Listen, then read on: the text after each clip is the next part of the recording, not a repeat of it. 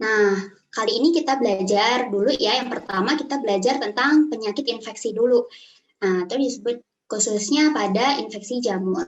Nah, atau oral candidiasis ya. Jadi oral candidiasis ini adalah infeksi oportunistik yang paling umum terjadi di mukosa oral. Jadi infeksi oportunistik ini dia tidak akan menyerang orang dengan sistem pertahanan tubuh yang baik. Nah, dia hanya akan menyerang dengan orang yang memiliki gangguan pada sistem imunnya gitu ya. Jadi kalau kamu sehat dan kamu nggak bermasalah ya emang nggak apa-apa gitu, nggak akan terkena infeksi oportunistik ini. Gitu. Nah, karena faktor etiologi utama dari oral candidiasis itu adalah pada sebagian besar kasus yang umum itu kan disebabkan oleh jamur Candida albicans. Nah, Candida albicans ini karena dia itu sebenarnya adalah patogen yang lemah dan biasanya dia itu di rongga mulut kita itu dia adalah flora normal yang komensal ya dalam fase saprofit.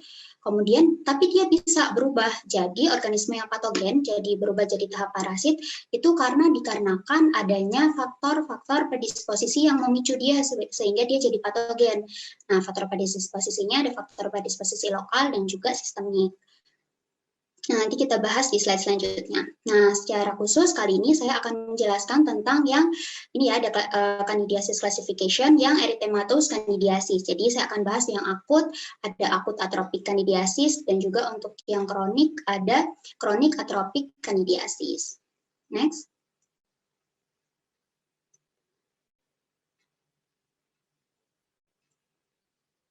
Oke, nah untuk faktor predisposisi, kenapa saya tampilin di awal? Karena faktor predisposisi ini penting banget ya.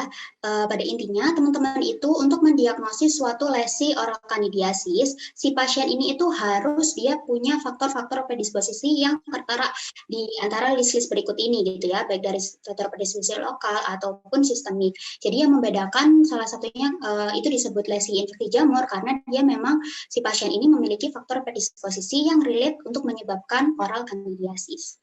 Nah, jadi faktor predisposisi lokal dia ini mampu mendorong pertumbuhan kandida atau dia justru juga bisa lebih ke mempengaruhi respon imun dari mukosa mulut. Nah, kalau untuk faktor predisposisi sistemik ini berkaitan dengan status imun ya secara sistemik dan juga dari status endokrin pasien. Jadi kalian kalau misalkan nih ketemu nanti pada pasien yang kalian curigai sebagai kayaknya ini lesi oral candidiasis deh. Nah, itu si pasiennya harus kalian tanya-tanya yang relate dengan faktor-faktor predisposisi ini gitu ya.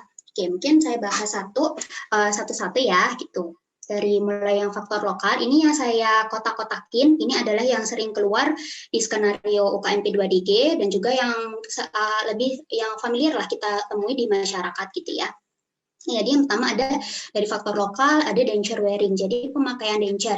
Nah, tidak semua orang yang memakai gigi tiruan akan terkena oral candidiasis. Nah, yang kayak gimana yang gigi tiruannya bisa menyebabkan ini candidiasis, yaitu pada gigi tiruan yang dia itu dipakai dalam jangka waktu yang lama, tapi terus dia nggak pernah kontrol ke dokternya, atau dipakai terus pada malam hari, tapi nggak pernah dicopot waktu malam, kayak gitu ya, terus kurang dijaga kebersihan dari gigi tiruannya. Tuh, nah terus bisa juga karena smoking. Nah, smoking itu merokok itu kan dia mengeluarkan uap panas ya. Terus rokok sendiri itu kan isinya banyak toxin chemicals. Nah, jadi paparan dari panas toxin chemicals dia bisa mempengaruhi respon imun dari mukosa mulut. Jadi dia bisa membuat alterasi atau gangguan pada mukosa oral kita sehingga jadi lebih mudah dia terinfeksi oleh jamur gitu ya. Kemudian ada juga dari inhalation steroids. Nah, jadi ini penggunaan atau topical steroid ya. Jadi penggunaan steroid inhalasi ini terutama pada pasien-pasien pengidap penyakit asma. Nah, dia kan akan menggunakan obat inhalasi steroid. Nah, sedangkan kalau teman-teman tahu kan steroid itu dia punya fungsi untuk supresif imun ya. Jadi dia bisa berfungsinya untuk menekan sistem imun. Nah, jadi berpengaruh banget bisa lebih memudahkan infeksi. Kemudian ada imbalance of the oral microflora. Nah, jadi kan rongga mulut kita itu kan berisi berbagai macam mikroorganisme gitu ya, mikroflora. Nah, imbalance-nya ini biasanya diakibatkan oleh karena ini adanya broad spectrum antimicrobials. Jadi misalnya pada pasien-pasien yang dia itu habis mengalami penyakit infeksi akut gitu ya. Terus dia kan minum antibiotik tuh. Nah, antibiotik ini kan dia membunuh bakteri, tapi dia mensupres bakteri, tapi dia jadi bisa mendorong dari pertumbuhan kandida. Nah, gitu. Kemudian juga ada kaitannya dengan quality and quantity of saliva. Nah, itu berkaitan dengan misalkan pada pasien juga yang dia mengalami serostomia. Nah, saliva, seperti yang kita tahu, saliva itu dia adalah salah satu mekanisme lokal dari rongga mulut, karena dia itu kan mengandung, saliva kita itu kan mengandung antibodi SIGA.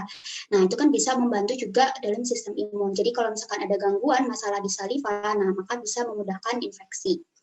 Gitu. Kemudian untuk yang faktor sistemik diantaranya itu adalah immunosuppressive disease. Jadi misalnya nih pada pasien pengidap HIV, kemudian leukemi atau kanker, nah dia kan memiliki defek pada sel limfosit T-nya. Nah jadi berpengaruh ke sistem imun secara umum. Kemudian juga pada pasien-pasien yang dia itu mengkonsumsi kortikosteroid oral gitu ya yang diminum. Nah biasanya ini pada pasien-pasien yang dia setelah melakukan transplantasi organ, misalnya pada pasien habis transplantasi ginjal atau transplantasi hati, nah itu kan dia perlu minum kortikosteroid agar organ barunya itu tidak dianggap sebagai benda asing. Nah itu bisa memang akan lebih mudah terkena pasien ini oral candidiasis. Nah juga ada dari faktor endocrine disorder, biasanya pada pasien-pasien diabetes mellitus. Nah itu disebabkan karena adanya defek dari neutrofil dan leukosit. Nah, jadi gimana nih pada saat kalian menganamnesis pasien, kalian harus benar-benar make sure di awal gitu ya. Kita bisa tanya, kalau misalkan memang untuk oral candidiasis ya, relate-nya dengan hal-hal ini yang ditanya, kayak gitu. Oke, mungkin nanti sambil jalan ya di lesinya. Sebenarnya udah pada paham sih ya, kalau saya yakin pasti anamnesis udah pada jago, kan udah tahu ya anamnesis kita harus tanya riwayat keluhan utamanya, riwayat medisnya. Jadi kalau misalkan untuk yang faktor predisposisi ini lebih ke mengulik dari faktor sistemiknya pasien, kayak gitu juga ya, gitu. Kayak misalnya kalau misalkan pengen tahu nih pasien kita tahu dari mana kalau misalkan dia habis transplantasi organ gitu kan misalnya, ya kita tanya, misalnya kita nggak ada riwayat medisnya, nah kita tanyanya kayak misalnya bapak atau ibu gitu, apakah mengkonsumsi obat-obatan dalam 3 bulan terakhir kayak gitu-gitu. Nah kalian pasti di rekam medis udah hafal lah ya, yang koas tuh pasti kan udah ada, kita tinggal ngisi doang. Nah fungsinya tuh ya buat kayak gini gitu. Oke, next.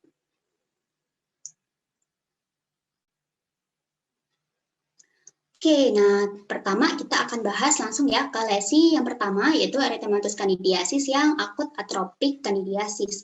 Nah, jadi lesi ini itu gambaran klinisnya ya bisa dilihat adanya bercak atau lesi kemerahan erythematous terutama pada palatum dan juga dorsum lidah pasien, terutama tuh yang pasien menggunakan steroid inhalasi yang tadi saya bilang ya pada pasien-pasien pengidap asma.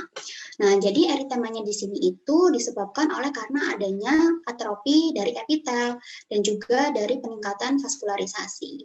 Nah, ini ciri khas lesinya dia memiliki batas diffuse. Nah, penting ya untuk di IPM itu kita harus tahu gambaran deskripsi lesi. Nah, kalau ini berarti deskripsinya adalah bercak atau lesi kemerahan gitu ya. Nah, atrofi epitel. Terus dia memiliki batas diffuse kayak gitu.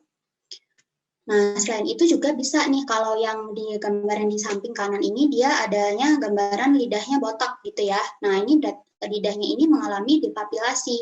Papila yang terkena itu adalah papila filiformis. Nah, biasanya sering keluar nih papila filiformis tuh yang sering-sering diungkit, kadang di UKM P2DG juga sering keluar kayak misalnya kena heritang gitu ya, di dorsum lidah misalnya heritang, itu akibat adanya hipertrofi dari papila apa? Jawabannya papila filiformis. Nah, kayak gitu. Nah, ini selain terjadi depapilisasi, bisa juga terjadi dekeratinisasi. Nah, dulunya gambaran kandidiasis seperti yang ini itu juga disebut sebagai antibiotik stomatitis atau antibiotik glositis dikarenakan adanya pengobatan antibiotik oleh infeksi akut. Nah, selain itu faktor predisposisi lain yang pasien-pasien yang sekiranya kena penyakit ini biasanya ya kalau nggak pasiennya merokok ya, terus habis pengobatan antibiotik spektrum luas itu tadi yang penggunaan steroid inhalasi. Biasanya kalau misalkan di anamnesis kita tanya gimana Pak rasa keluhannya, pasien akan bisa menyebutkan bahwa dia mengeluhkan adanya rasa panas atau rasa sakit gitu ya. Karena kan ini ada atrofi epitel gitu ya, terkikis, jadi lebih mudah terasa sakit gitu. Bisa juga ada kayak burning sensation atau dan seakan terkikis minuman panas. Tuh, next. Oke, nah selanjutnya ada chronic atrophic candidiasis atau yang sering dikenal dengan denture stomatitis atau denture sore mouth. Nah, ini itu adanya gambaran klinisnya yaitu adalah bercak atau lesi kemerahan pada palatum ya. Nah, khususnya terlokalisasi pada denture bearing area. Nah, denture bearing area ini adalah permukaan dasar dari gigi tiruan gitu ya, terutama pada protesa lepasan rahang atas nih kalau yang denture stomatitis. Nah, iya betul, denture bearing area ini pernah keluar nih di soal OSCE. Waktu saya OSCE itu gambarkan denture bearing area gitu. Waktu itu saya nggak tahu tuh apaan denture bearing area gitu ya. Ternyata maksudnya denture bearing area itu permukaan di bawah gigi tiruan gitu. Nah, ini seringkali asimptomatik pasiennya mungkin nggak ngerasa rasa sakit gitu ya. Nah, jadi lesi ini itu, denture stomatitis ini umum terjadi ya gitu. Jadi sekitar 55% pasien lansia yang menggunakan full denture rahang atas bisa terkena lesi ini gitu. Dengan syarat karena memang dia kurang memperhatikan kebersihan dari denture-nya dan juga kurang merawat si denture-nya ini. Jadi karena penggunaan denture-nya itu digunakan dalam jangka waktu yang lama, dia nggak pernah kontrol ke dokternya, nggak pernah di relining atau di rebasing gitu ya. Terus juga nggak dilepas terutama pada malam hari. Nah, sebenarnya kenapa sih kok bisa si denture ini bisa menyebabkan kandidiasis? Jadi tekanan dari permukaan gigi tiruan itu dalam frekuensi yang lama, kalau misalkan dipakai terus-terus ya, nggak pernah dicopot gitu kan. Nah, dia bisa mengubah pertahanan dari mukosa oral. Nah, sehingga Candida albicans itu bisa jadi lesi yang patogen seperti itu. Nah, terus tingkatan eritemanya itu macam-macam ya. Ada yang dia itu halus gini ya, datar aja lesinya. Ada juga yang bentuknya penampakan lesinya itu bergranul seperti ini. Nah, ini sebenarnya kalau kalian misalkan kalian koas offline, ini lumayan banget. Ini ada membantu rekrutmen yang kasus-kasus khusus. Nah, biasanya nih most wanted-nya anak koas nih salah satunya cari pasien yang mengalami denture stomatitis. Tuh, oke, next. Nah, terus gimana sih cara mendiagnosis dari tadi ya akut atropik kandidiasis ataupun kronik atropik kandidiasis ya satu-satunya ya memang untuk diagnosis di departemen manapun ya gitu, tapi khususnya untuk IPM benar-benar kita harus mengkorelasikan antara anamnesis dan juga dari penampilan klinisnya gitu. Nah, kemudian untuk benar-benar menegakkan diagnosis dia benar-benar lesi infeksi jamur, ya kita lakukan mycological swab atau mycological smear seperti itu. Nah, different diagnosisnya dari erythematous candidiasis ini bisa diduga seperti leukoplakia, drug reaction ataupun chemical trauma. Nah, terus perawatannya gimana? Jadi perawatannya itu yang pertama kita harus mengidentifikasi dulu faktor predisposisi atau faktor penyebabnya. Kita harus tahu pasiennya ini kenapa gitu ya.